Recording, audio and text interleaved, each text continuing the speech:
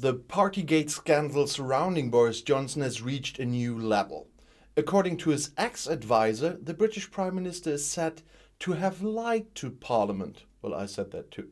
The pressure on Johnson is increasing.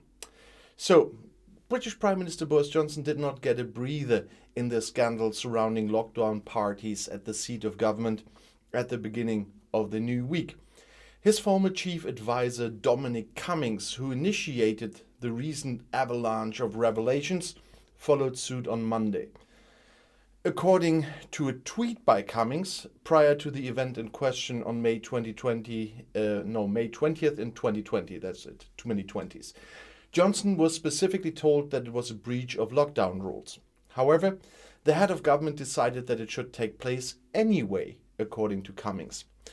A Johnson spokesman later dismissed this account as untrue.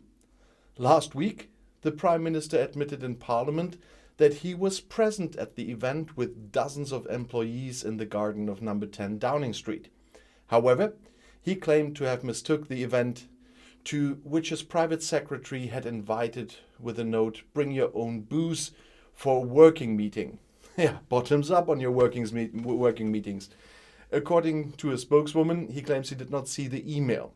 He only apologized for the impression that was created, but did not admit any breach of the rules. Johnson had previously protested in Parliament that he had heard nothing at all about lockdown parties at the seat of government. Well, Cummings accused Johnson of lying to Parliament. It was actually a party, Cummings said.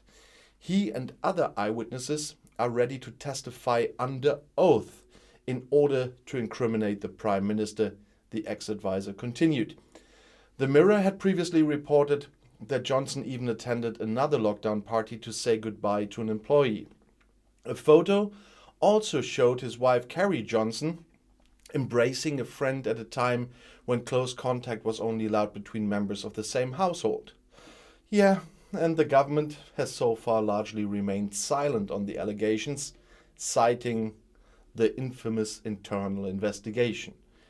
Prime Minister Boris Johnson took part in some celebrations while the British people remained in lockdown. And according to a media report, he now had to make a statement. Accompanied by new allegations in the Partygate affair, British Prime Minister Boris Johnson has testified before an internal investigator, according to a report. The head of government answered questions from senior civil servant Sue Gray. The Daily Telegraph newspaper wrote that on Monday. The outcome of Gray's investigation is eagerly awaited in the UK, although it is an internal investigation of that government, investigating itself. Johnson has indicated he could resign if the report alleges serious errors. However, it's expected that Gray will not make any direct allegations. Critics suggest Johnson is Gray's boss and therefore the investigation is not independent. Yeah, that's what I believe too. The newspaper Daily Mirror reported on Monday that the cowardly Prime Minister had broken the corona rules laid down by his government in another case. As I mentioned before, Johnson attended the farewell of his military advisor Steve Hyam in December 2020 and gave a speech. The opposition accuses the Prime Minister of having repeatedly lied to the population about the affair and is calling for his resignation. So far, 6 MPs from Johnson's Conservative Party have backed this call, but needed are 54. As the newspaper The Times reported, Johnson wants to calm down tempers and reunite his party behind him with several personnel changes in Downing Street and the fulfillment of populist demands. This includes, among other things, tougher action against migrants. The military could be used against refugees illegally crossing the English Channel. Asylum seekers should be brought to third countries such as Ghana or Rwanda until their application has been decided, as the Times wrote.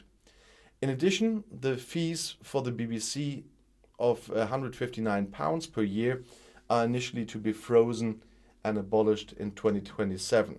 And from my point of view, that's punishment, but I'll talk about this in another video. Rishi Sunak is being traded as the successor to ailing Prime Minister Boris Johnson. Since Boris Johnson's party scandals, all eyes have been on the Chancellor of the Exchequer, and possible successor. Last Wednesday in the British Parliament, well, it was 12 noon sharp. Prime Minister Boris Johnson palely rises to apologize for scathing criticism of Partygate. The hall is full to bursting with MPs. Only his most important minister is missing. Bespoken Rishi Sunak. He embarks on an unimportant journey that day.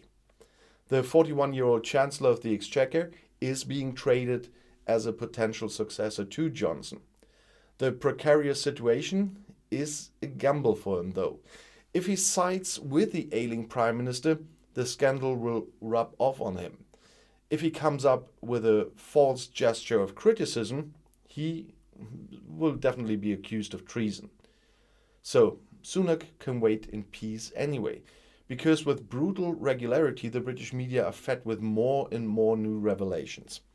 It can be assumed that the information came from Johnson's former chief advisor Dominic Cummings, who was now, as I said, commenting on this stuff as well.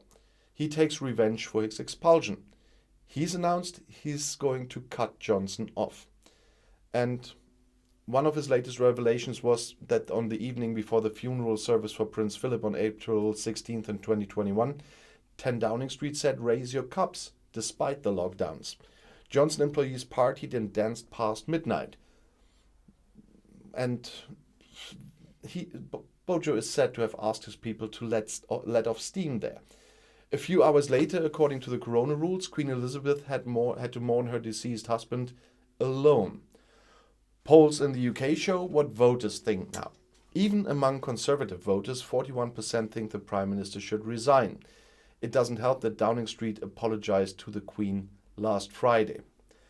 Johnson, of course, launched a counterattack, and as I said, he wants to fire his staff and, if in doubt, even reshuffle his cabinet. Soon he intends to announce the end of the Omicron wave and once again lead the country into a golden future. Yeah, just forget this disaster, yeah? Oh, whoa. But in this situation, does Sunak become a kingslayer? The party is still hesitating. It has no plan, neither for a successor nor for a future policy. According to the British media, Sunak has already spoken to more than 100 MPs and some ministers to explore his successor to Johnson, or his successorship. With his seriousness and restraint, he is quite popular with the public, different to the other candidate Liz Truss. Born in an Indian immigrant family, he joined Goldman Sachs after studying in Oxford and became a partner in a hedge fund. So, exactly the one you need now again. He then married the daughter of Indian billionaire N.R. Narayana Murthy and entered politics in 2015. Sunak supported Johnson's Brexit unconditionally. He is considered to be Cummings' closest ally, who would like to see him in the role of Prime Minister. If it weren't for Secretary of State Liz Truss, who is being groomed by the Conservative media to become Johnson's successor, down to earth, from Leeds with an appropriate accent, and for once not filthy rich. She's also a seasoned Conservative Party politician and was Minister for the Environment and Justice under Theresa May. She is the favorite among party members. She now showed herself at Johnson's side and announced that she was 100% behind the Prime Minister. But I remember the time when Angela Merkel said she was 100% behind the minister. He was gone within 2 weeks. Sunak is already more cautious. He tweeted that he supported the Prime Minister in waiting for the inquiry report. With this, Secretary of State Sue Gray is expected to shed light on the party atmosphere in Downing Street by the end of the week. Much depends on whether Gray's criticism will be enough for regicide. If not, Sunak and Truss will have to wait for the regional election in May. But Johnson is unlikely to lead the country into the next general election. Cynics are already quoting his favorite author, William Shakespeare, in Macbeth. Now hourly indignation punishes his treachery. Those he commands act by command, not out of love. Now he feels his dignity lose and lose, like the giant's cloak hangs around the thieving dwarf. And it's quite fitting, I must say. I'll see you in my next video. Bis gleich.